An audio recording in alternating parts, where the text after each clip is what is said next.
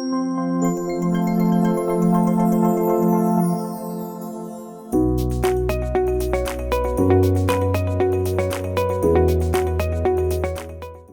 je suis Joséphine Arguide Casanova, je suis consultante et formatrice au sein d'une société de conseil qui s'appelle Jo. Je conçois et j'anime des formations en santé et puis j'accompagne également des porteurs de projets dans le développement d'outils numériques de santé, de la phase d'idéation à la phase de commercialisation. En fait, je fais ce que j'appelle de l'assistance à maîtrise d'ouvrage, ce qui permet à mes clients de bien structurer leur démarche et in fine de gagner du temps. Bonjour, je suis Amélie Beau, avocate au barreau de Paris, docteur en droit. Je suis associée dans le cabinet COS Avocat, spécialisé en droit de la santé et particulièrement en droit de la e-santé.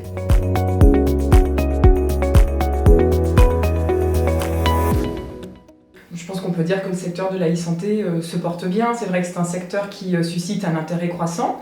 Et puis on peut citer quelques chiffres aussi notoires. On estime que le marché mondial s'élève à 234,5 milliards de dollars.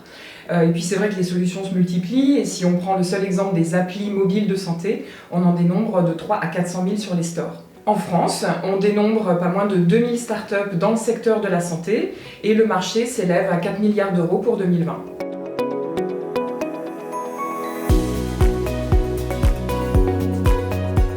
Une première difficulté, c'est vraiment cet écosystème peu structuré et complexe.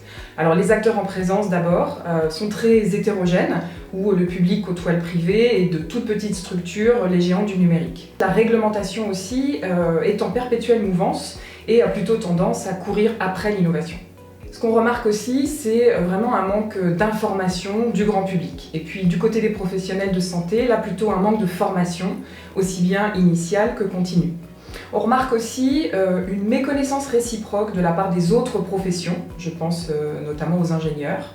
Et puis en termes de recrutement et de formation, c'est un secteur qui est en tension et pour lequel il peut être vraiment difficile de recruter les meilleures compétences. Quelles sont les conséquences de ce constat ? Je dirais, on est face à un marché qui est expérimental et fragmenté, des solutions qui sont peu visibles et peu connues, aussi bien des utilisateurs potentiels que des partenaires ou des soutiens potentiels, dont il résulte un isolement des acteurs et par conséquent un déficit de confiance. Alors c'est vrai que toutes ces difficultés viennent se cumuler et viennent former un véritable cercle vicieux. Suite à ce constat, nous avons décidé de nouer un partenariat afin de proposer à nos clients un accompagnement sur mesure.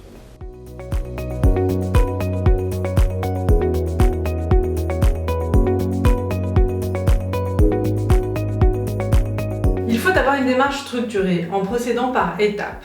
D'abord penser à la définition du projet, ensuite à son exécution et enfin à sa valorisation. Comment ? En privilégiant une vision à 360 degrés, le travail en réseau et l'interdisciplinarité.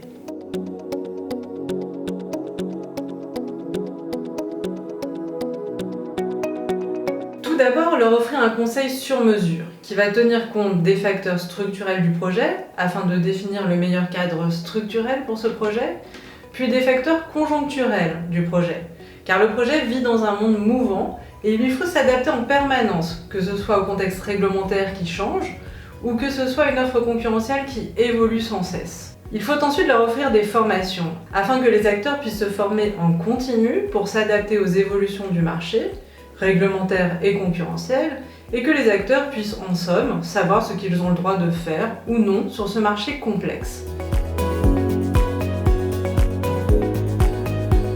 Ces solutions de conseil et de formation s'adressent à tous les acteurs de la e-santé. D'abord les entreprises, notamment les startups, que ce soit pour structurer un projet ou le sécuriser. Puis les structures qui les accompagnent pour bénéficier de conseils propres à cet accompagnement. Ensuite, les professionnels de santé, que ce soit dans une démarche d'entrepreneuriat ou dans leur pratique quotidienne des nouvelles technologies. Puis enfin, ces solutions s'adressent aux instances qui représentent les professionnels de santé lorsqu'elles veulent par exemple créer une formation continue pour ces professionnels ou alors faire remonter au gouvernement un problème identifié sur le marché.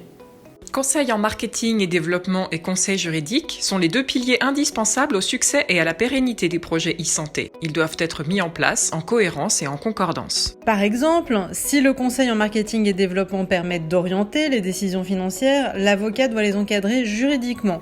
Forme juridique adaptée, levée de fonds, augmentation de capital, cession de parts. Autre exemple, le conseil en marketing et développement peut aider à sélectionner les partenaires et à entamer les négociations, que l'avocat sécurise en amont comme en aval, accord de confidentialité, contrat de partenariat. Dernier exemple, si bien communiquer est indispensable, on ne peut pas le faire n'importe comment, surtout quand on est un professionnel de santé soumis au code de la santé publique. En conclusion, l'interdisciplinarité entre la stratégie marketing et le droit et le travail en réseau permettent de gagner en qualité et en efficacité dans la conduite d'un projet e-santé.